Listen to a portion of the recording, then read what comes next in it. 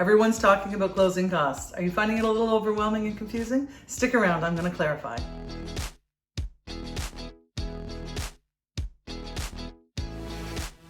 I'm Judy Mitchell with Mitchell Realty at RE/MAX in St. John, New Brunswick, and I'm here to answer your frequently asked questions. Everyone's talking about closing costs, and they're right. You have to have your closing costs money in the bank before you can proceed with buying a house or selling a house. Selling a house, it's a lot easier.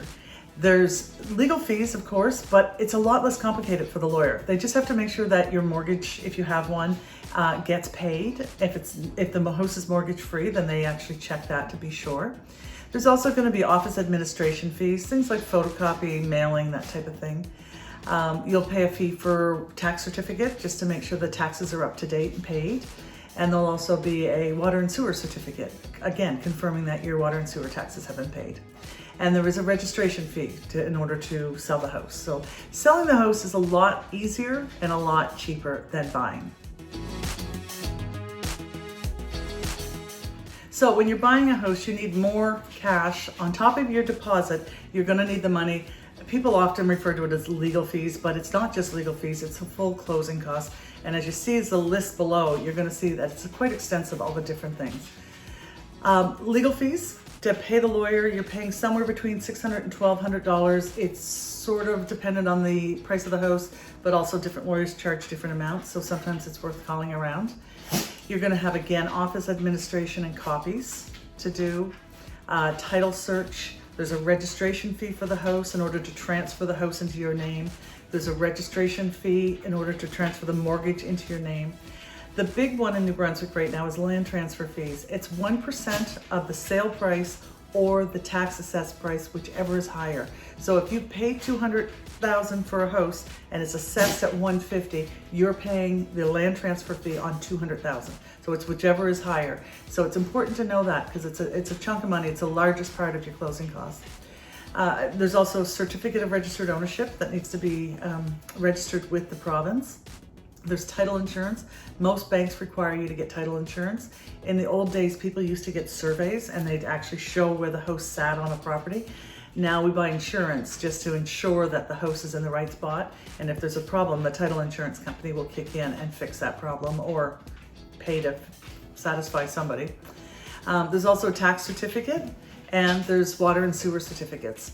And then on the rare occasion now, there are land title fees. If the house is not already registered in the province's electronic system of land titles, if the person has a deed instead of being registered, then there's a fee for that as well. So you can see the list for buying is quite extensive, and so this can add up. A lot of banks say 1.5%.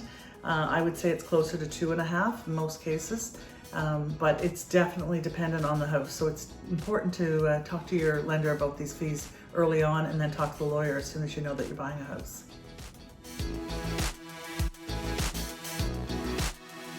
So the last part of your closing costs is adjustments. And you're going to be paying your share of the year. So if you're selling and you sell at 100 days, you're going to pay the first 100 days of your taxes and water and sewer. The buyer, if you're buying, is going to pay day 101 to 365 of that fee. And so the lawyer literally takes the full year of taxes, divide by 365 or 366 on a leap year, and they allot that money accordingly. There's also propane tank rentals, hot water tank rentals, any of those kind of things that the seller may have paid some on, but they paid a year's worth of, then they adjust for that. And lately we've had a lot of heat pump rentals, so that is also included in that. And then we have oil tanks and propane tank top-ups. If you have a propane tank or an oil tank, the seller is responsible normally to top the tank up, and then the buyer pays for a full tank of fuel at today's cost. There is an option when you're writing an offer to say no fuel adjustment, and then you get an empty tank or a half empty tank, and that's part of the negotiations early on. It typically, though, is topped up on closing. I'm Judy Mitchell with Mitchell Realty at RE/MAX in St. John, and I'm happy to answer frequently asked questions. So if you have any additional questions you'd like answered, please put them in the comments or reach out to me directly. Thank you very much, and don't forget to like and subscribe.